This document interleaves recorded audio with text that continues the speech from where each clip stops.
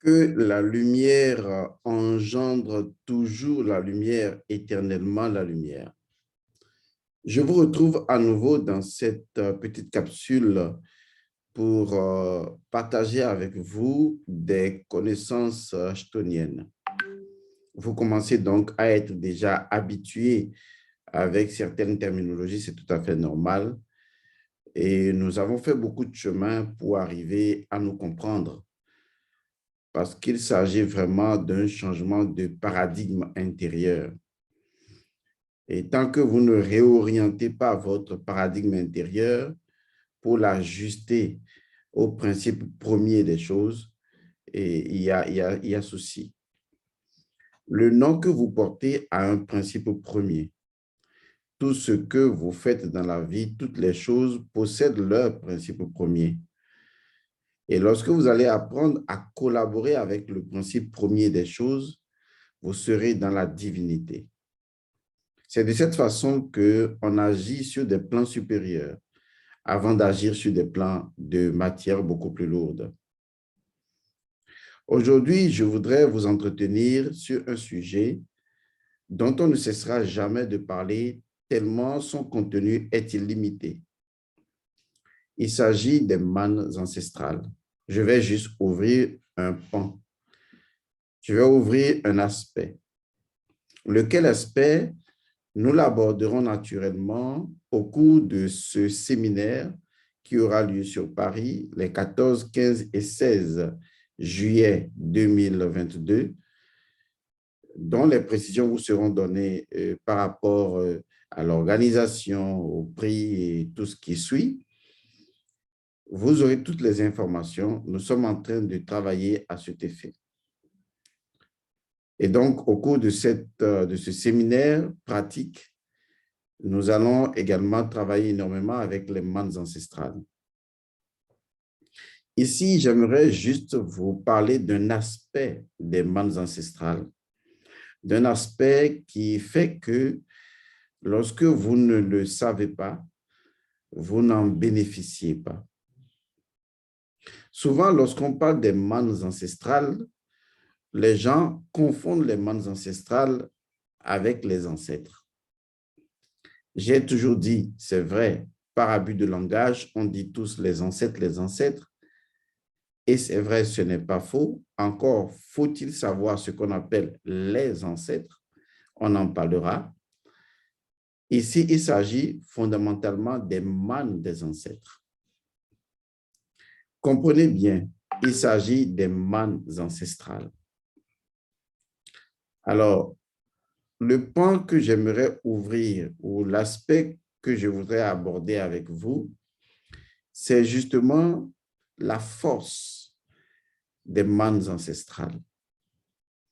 Et surtout, lorsque vous avez cette immense possibilité de pouvoir en profiter et que vous ne le faites pas, il y a vraiment un souci énorme. Alors, laissez-moi vous expliquer cela à travers une image. J'invente l'image comme ça pour vous permettre d'avoir une idée de comment les choses fonctionnent. Imaginez une voiture. Prenons deux catégories de voitures. La première voiture, nous mettons du carburant dedans. Nous prenons le carburant à gauche, à droite, et nous mettons ce carburant dans la voiture. Nous roulons. Quand le carburant finit, eh bien, nous remettons du carburant dans cette voiture. Vous comprenez très bien que c'est le modèle conventionnel, c'est le modèle que nous avons tous là tout de suite. Mais imaginez un moment donné que vous soyez en mesure d'avoir du carburant et ceci de façon illimitée, par un processus qui permet justement à votre voiture d'avoir du carburant sous quelque forme que ce soit et de continuellement fonctionner sans arrêt, sans bug, sans avoir à quémander du carburant à droite ou à gauche.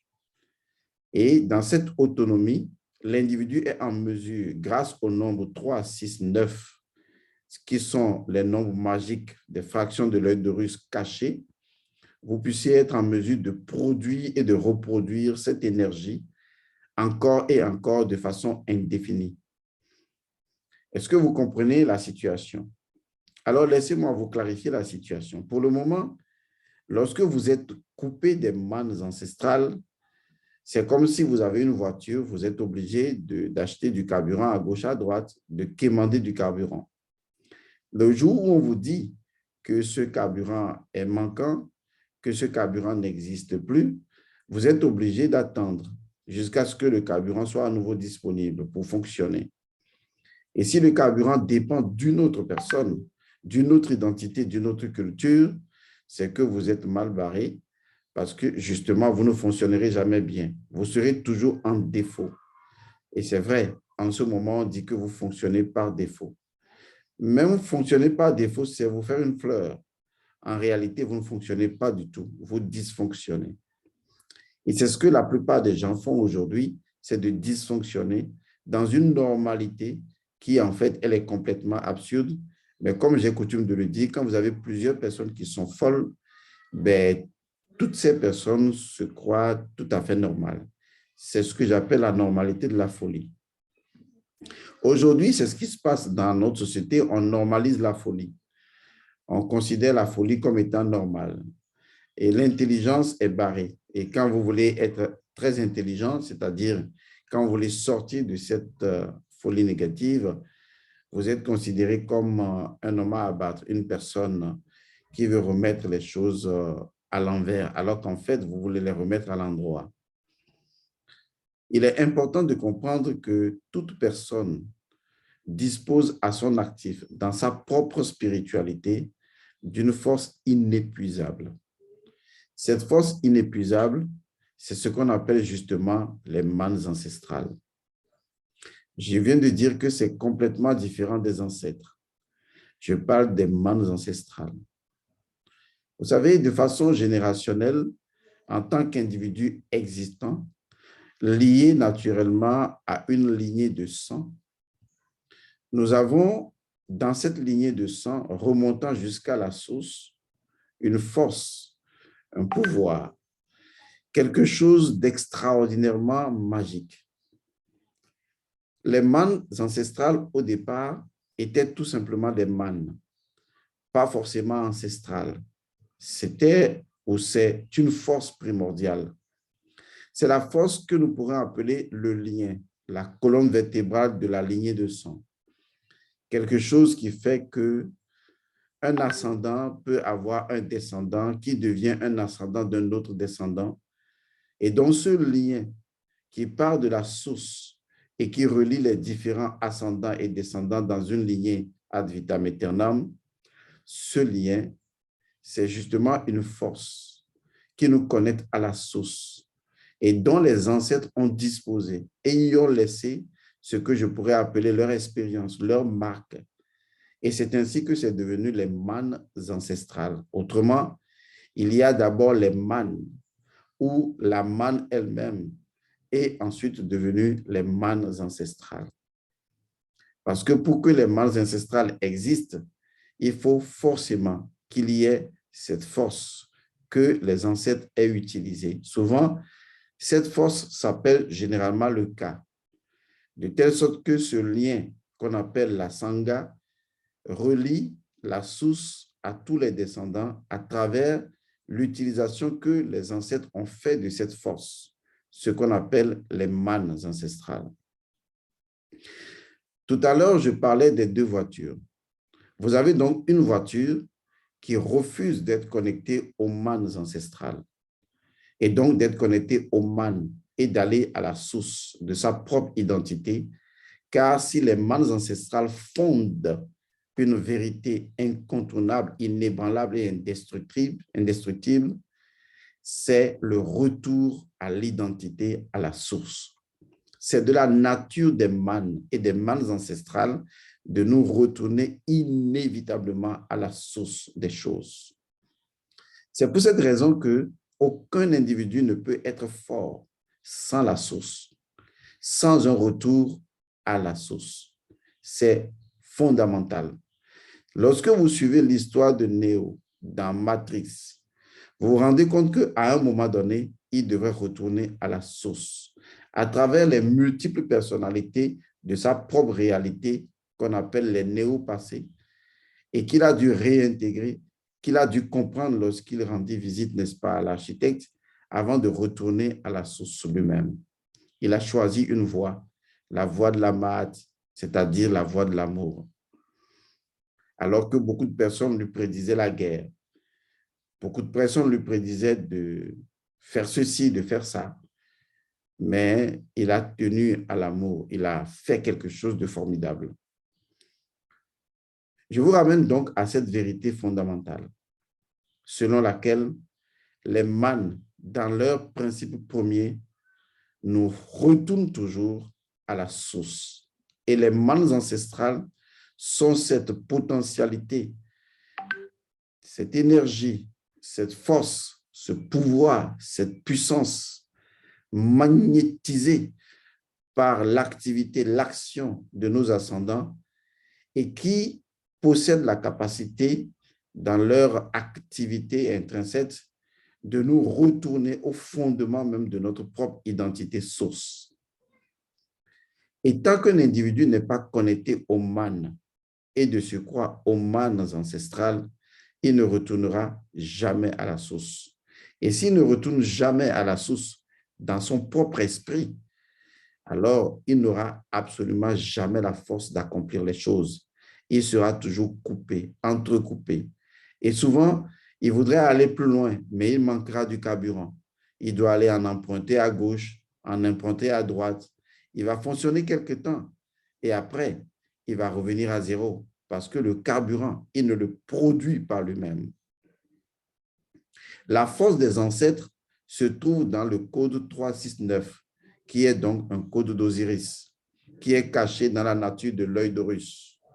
Je vous ai souvent parlé de ce code que les gens ont prétendu que c'est Nikola Tesla qui a découvert ce code. Et pourtant, ce code est le fondement, la fondation de la construction des pyramides.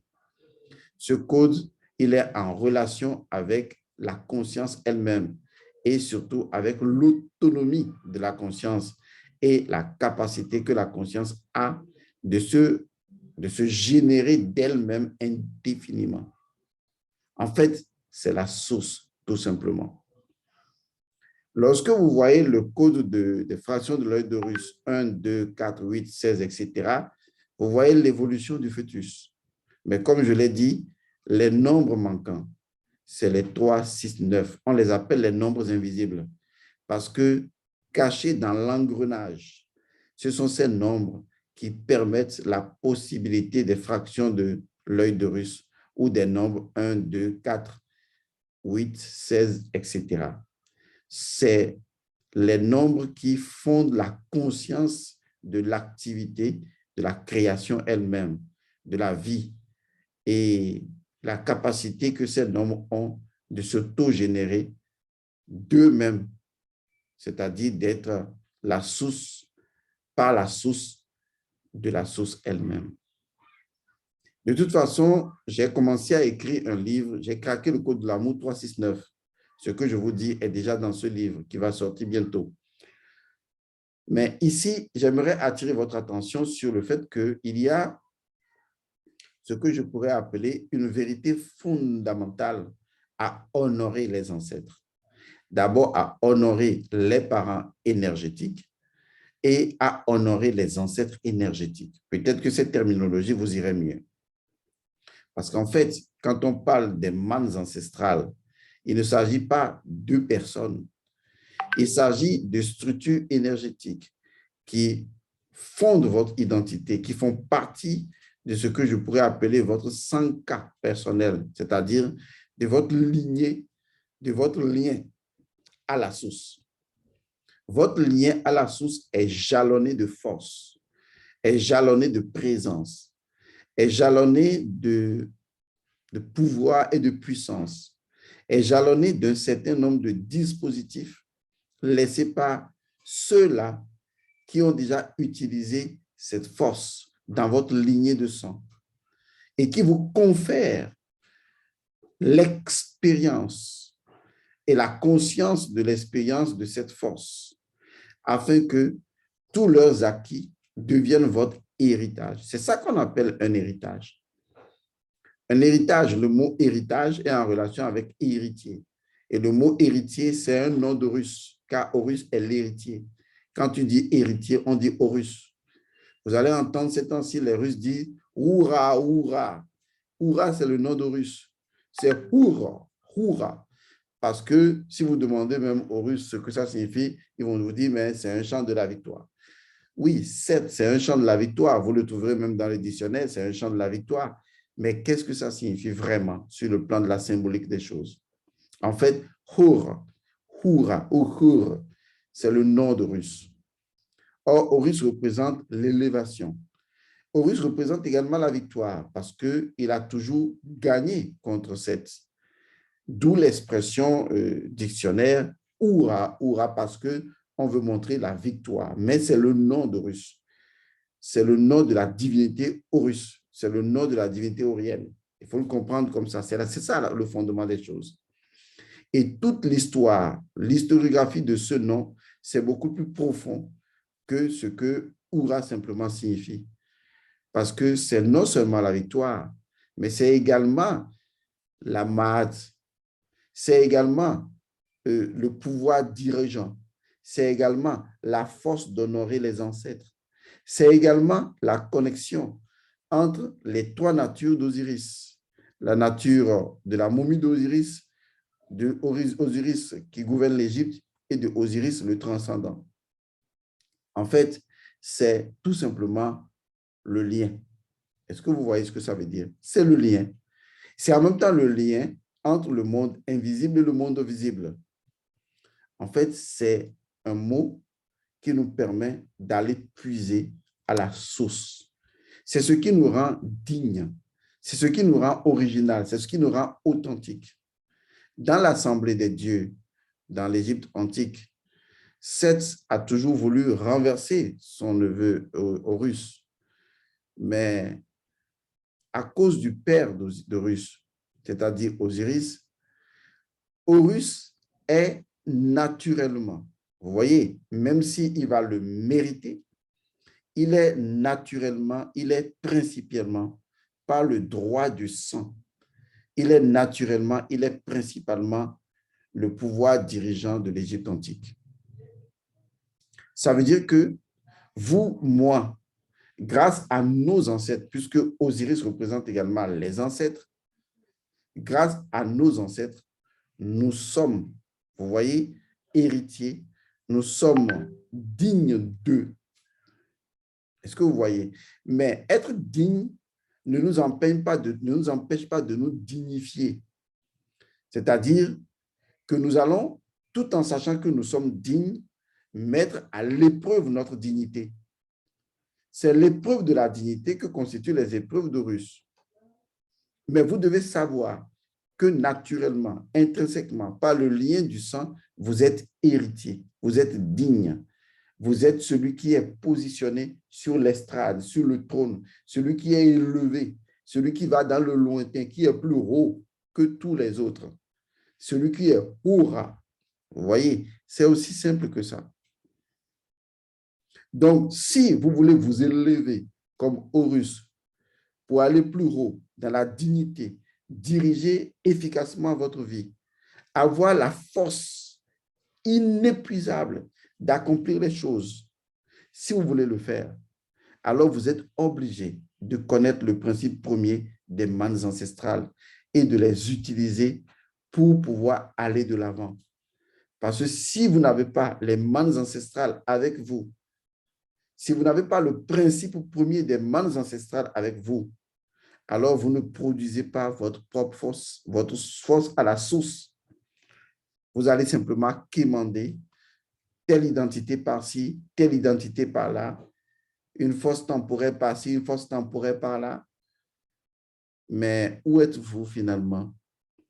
Où est le Horus qu'est vous? Qui en ce moment rend votre conscience souveraine? Qui le fait?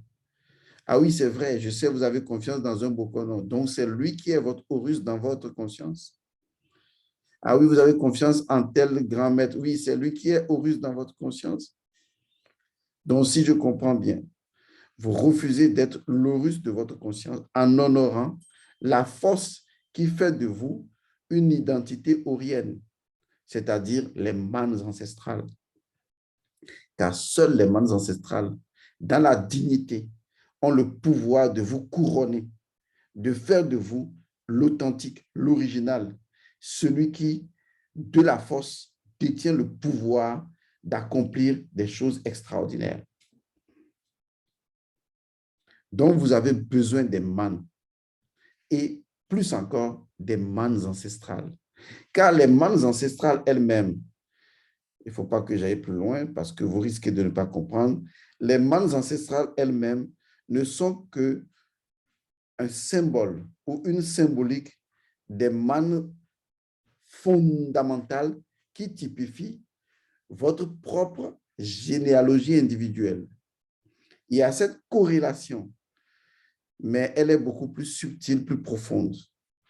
En honorant les choses, vous honorez des divinités similaires dont les principes premiers président dans votre conscience, mais en les honorant, vous honorez ces divinités principielles de votre conscience qui, en fait, ont produit les représentativités ancestrales que sont les manes ancestrales ou les ancêtres eux-mêmes.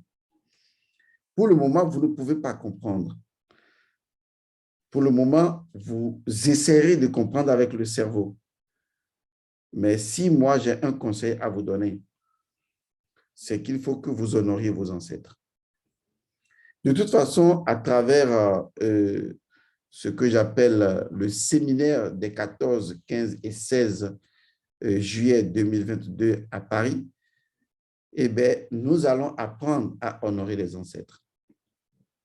Nous allons également apprendre à honorer notre nature Kama. Est-ce que vous savez que Kama, la mélanine, on peut lui donner plusieurs noms? Est-ce que vous savez que c'est une divinité? C'est une entité. C'est Osiris le noir, c'est la mélanine. C'est une force fondamentale. Et dans cette force, on retrouve la puissance des manes ancestrales. Mais est-ce que vous savez que la mélanine est une entité vivante?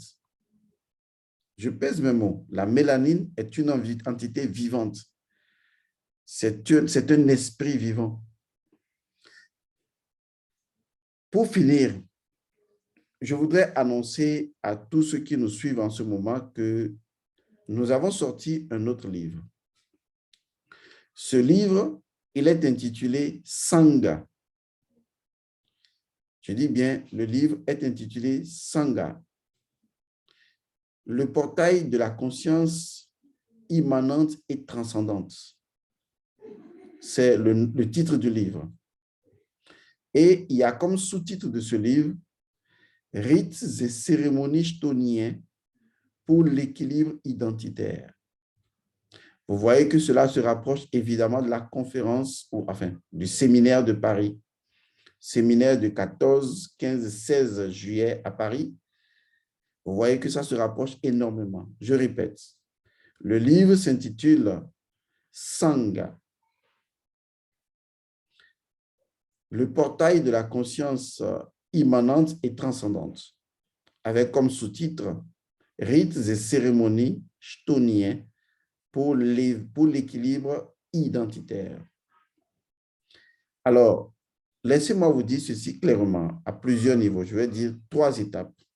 La première étape, c'est que ce livre, qui est déjà disponible en version Kindle, en version livre numérique sur Amazon, ce livre est en promotion sur Amazon. Ce livre est un outil fondamental, indispensable et incontournable du séminaire que nous allons organiser sur Paris les 14, 15 et 16 juillet 2022. Ça veut dire que ce livre qui est en promotion sur Amazon, la promotion va durer du mois de juin jusqu'au mois de juillet pour englober la conférence. Laissez-moi vous le dire clairement et lisez sur mes lèvres, vous êtes obligé d'avoir ce livre. Parce que ce livre contient des rituels légèrement modifiés, des rituels chtoniens pour retrouver votre identité. Parce qu'il faut commencer les rites et cérémonies par leur principe premier, car les rites et cérémonies eux-mêmes ont leur principe premier. Leur principe premier, c'est la chtonie. On clarifiera tout cela. Et donc, dans ce livre qui est intitulé Sangha, dont le sous-titre est Rites et cérémonies chtoniens pour l'équilibre identitaire, vous allez retrouver dans ce livre 5 maisons. D'ailleurs, à l'entrée du livre, dans la préface, vous allez voir éloge à la nature de Kama, c'est-à-dire éloge à la mélanine. Et vous allez voir, en fait, dans éloge à la mélanine, vous allez voir un secret extraordinaire. Vous allez pour la première fois comprendre le nom premier, le principe premier caché derrière les noms que vous utilisez souvent, à savoir Shu, Tefnut, Nut, Geb, Osiris, Isis, Set, Nephthys, Horus. Vous allez comprendre le principe premier dans Éloge à la nature de Kama. Vous allez comprendre vraiment ce que ces mots, dans leur nature symbolique, représentent fonctionnellement. Et vous allez constater également que Éloge à la nature de Kama est une préfigure de ce que nous allons appeler honorer les ancêtres. Car les ancêtres sont, je vais le préciser, à l'intérieur de la mélanine, dont la puissance spirituelle est appelée man. Il faut le comprendre comme ça. Donc, toutes les personnes qui veulent venir à ce séminaire sur Paris les 14, 15 et 16 juillet 2022, lisez sur mes lèvres, vous êtes obligés d'avoir ce livre. Et ce livre, actuellement, il est en version électronique sur Amazon et naturellement, il est en promotion. Vous pouvez l'acquérir, mais l'autre version qu'on appelle le livre physique, le livre broché, sera également sur Amazon avant la fin de ce mois. Du coup, vous pouvez commander la version qui vous chante, qui vous va mieux.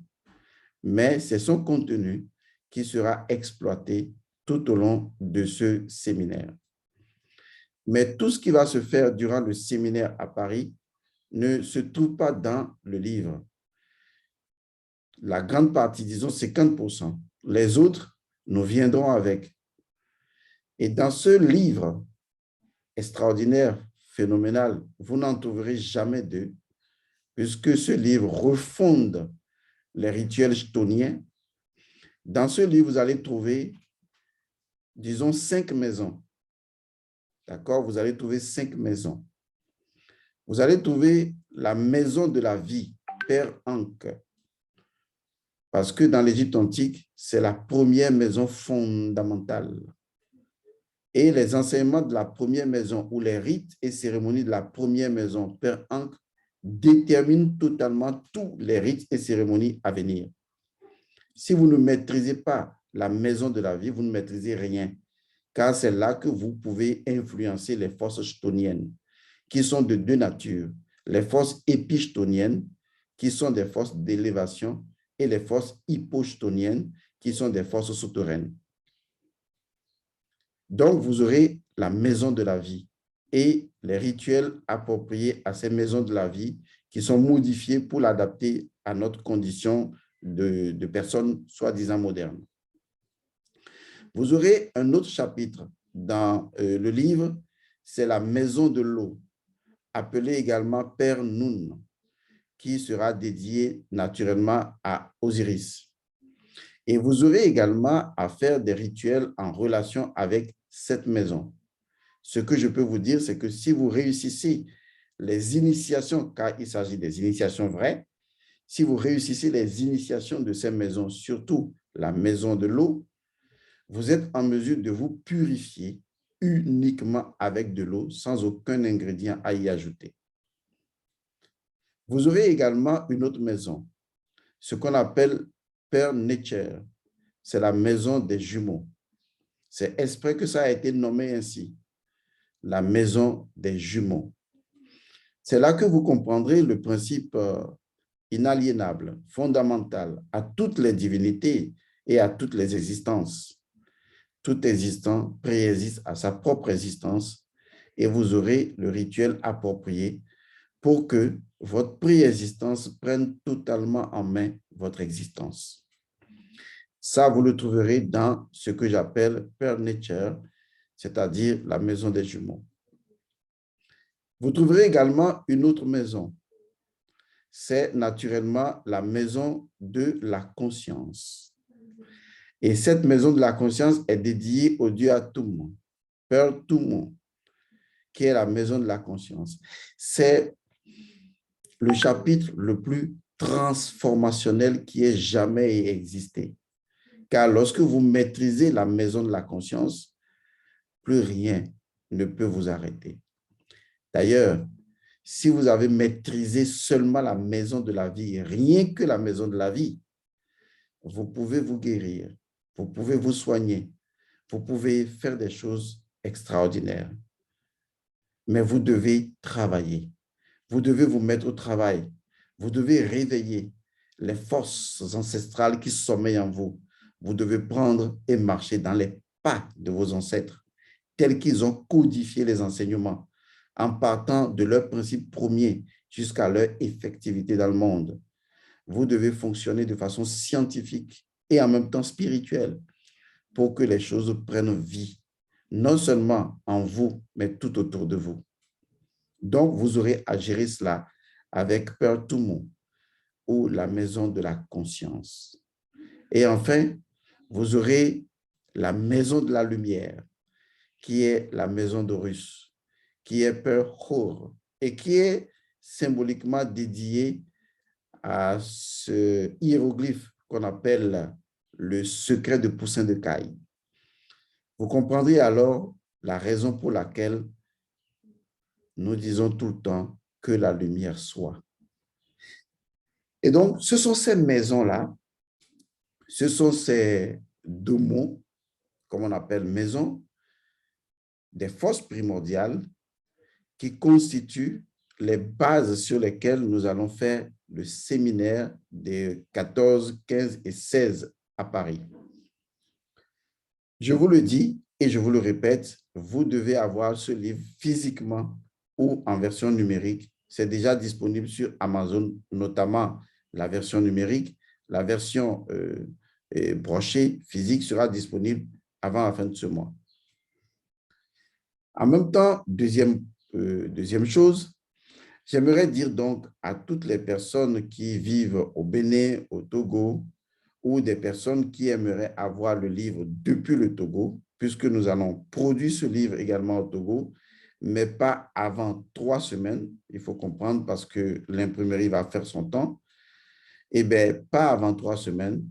Toutes les personnes qui veulent avoir ce livre moins cher, eh bien, vous pouvez prépayer ce livre. Vous savez qu'on a déjà utilisé ce modèle-là et nous avons toujours respecté nos engagements. Donc, si vous voulez acheter ce livre, vous pouvez déjà vous rendre au niveau du secrétariat à notre siège à Lomé ou au siège de Cotonou et on vous dira combien vous allez payer. Sinon, je peux vous le dire, vous pouvez payer le livre à 5 000 francs seulement.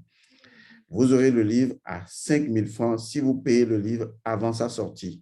Je parle aux gens qui sont au Togo, au Bénin, qui veulent avoir le livre physiquement. Les personnes à l'étranger doivent l'avoir sur Amazon parce que si vous attendez que le livre soit produit physiquement pour vous être envoyé, vous risquez de ne pas prendre connaissance du contenu et de certaines pratiques à faire avant le jour du séminaire. Donc, comprenez que vous devez l'avoir en ligne ou vous devez l'avoir en livre broché, Amazon vous l'envoie, ou vous l'avez en livre virtuel et vous en étudiez le contenu. Vous devez lire ce livre du début jusqu'à la fin pour que votre esprit suive le cheminement de ce qui va se faire. Parce que ce qui va se faire les 14, 15 et 16, c'est extrêmement grandiose, je vous l'assure. Donc, toutes les personnes, vous qui voulez pré-acheter ce livre, Sangha, rites et cérémonies chthoniens pour l'équilibre identitaire, vous pouvez vous rendre au secrétariat de Lomé ou au secrétariat de Cotonou pour avoir donc les informations, mais vous payez 5 000 francs CFA et vous prépayez le livre avant sa sortie d'ici 3 semaines et vous avez donc le livre à ce prix-là. Mais si le livre sort et que vous voulez l'acheter, sachez que, je vous le dis tout de suite, son prix va doubler.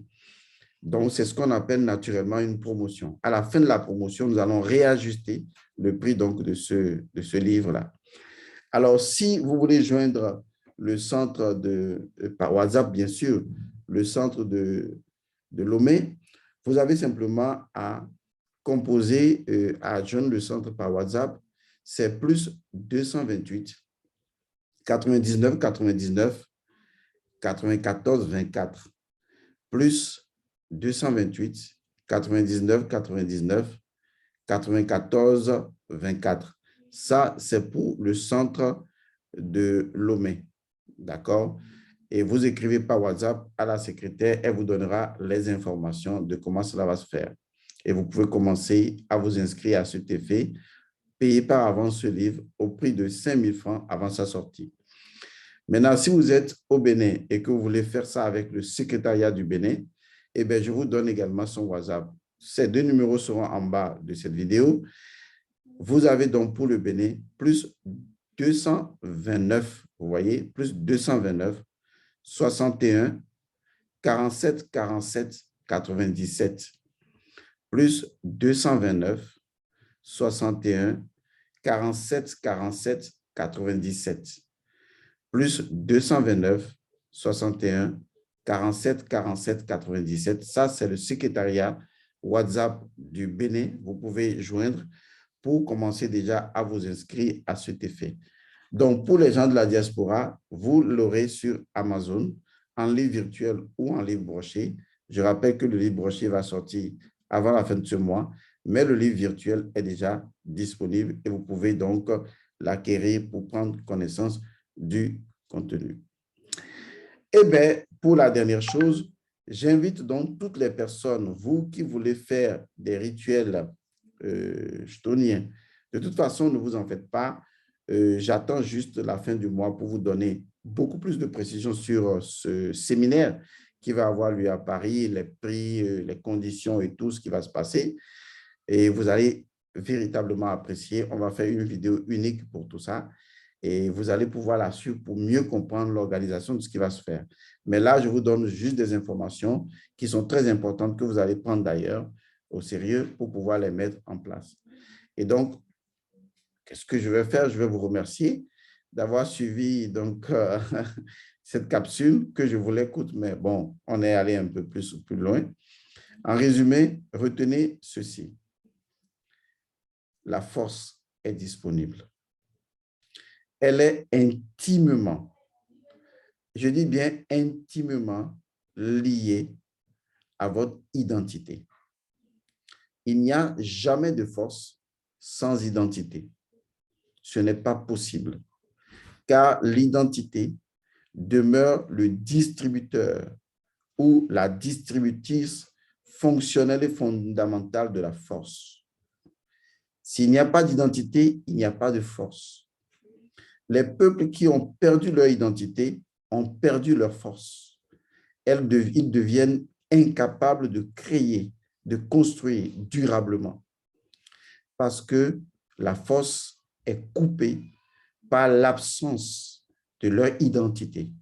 L'identité est la clé qui va permettre à la force d'agir.